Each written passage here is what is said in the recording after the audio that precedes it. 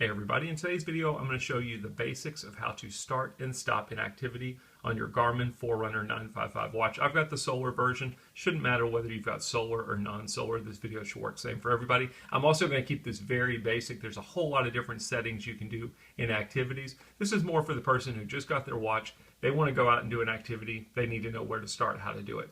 It's pretty similar to most other Garmin watches out there like the Phoenix or the Instinct. You're going to start by pressing the top right button on the watch. Now this is a touchscreen enabled watch. I tend to be more of a button person, but if you like doing touchscreen, you could do the touchscreen as well. Press the top right button. That will take you to your activities and application listing. The ones that you're seeing here are going to be the ones you've got set as favorites. You can adjust those accordingly. I can press the up or down button to go through my listing of activities. Once I get through my favorites, it'll take you to additional activities that you've got installed on your watch. And then if none of those are what you're looking for, when you get to the very bottom, you could add additional activities. But in my case, we'll find one of them up here. I'm going to go back up to my favorites and let's just pick something simple like walk.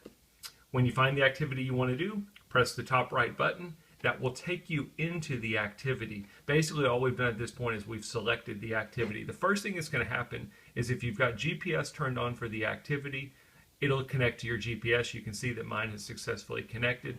You'll notice the three dots over here on the side. If I press and hold the middle button on the left-hand side, it will take me to my settings for that given activity. I can adjust my walk settings, I can do training, I can do the navigation changes, live track, so on and so forth. That's just a quick way to get into your activity settings. If I press the bottom right button, it'll take me back to the actual activity page. When I'm ready to start the activity, I'm going to simply press the top right button. That begins the activity. And now you can see that my timer is going. Now all of these screens that we're seeing here can be changed and customized per activity. So you'll notice I've got distance, timer, my pace. I can press the up or down button and go through additional pages. My heart rate information, it's not pulling anything because it's not on my wrist, date, so on and so forth. And again, you could add additional pages if you wanted to. So I'm out, I'm doing my walk. This is basically how we've begun our activity.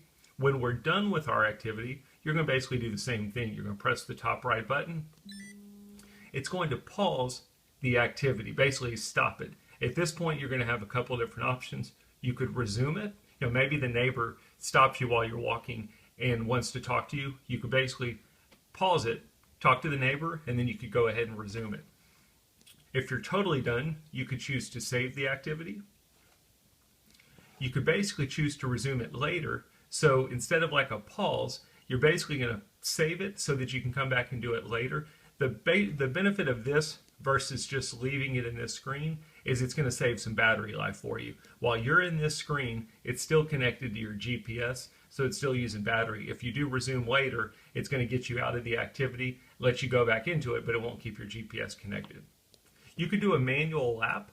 You don't have to do this. You can do a lap while you're in the activity by pressing the bottom right button, but if you wanted to do a manual record of the lap, you could do that. You could go back to the start of the activity. You could review your recovery heart rate. Or discard would mean that you did the activity, but you don't want to save it in your Garmin Connect account. You want to basically act as if it never happened. That's what I'm going to do for purposes of this video. I'm going to go ahead and press discard. It says, do you really want to discard it or do you want to cancel this? I'm going to simply press the upper right button and I've discarded the activity. Once I do that, it's going to basically put me back into the activity. Now my GPS is still connected here. I'm not doing anything. There's no timer going on. There's no activity. In this case, we want to press the back button and get back to our activity listing, go back to our main watch face, because it takes us out of the activity page and it's going to help us save battery life. You don't want to stay in that activity page unless you're actually doing an activity. Anyway, that's pretty simple stuff. There's a whole lot more that goes into the activity settings, but that's just the basics of how to start, stop, save, or discard an activity. I hope the video helps.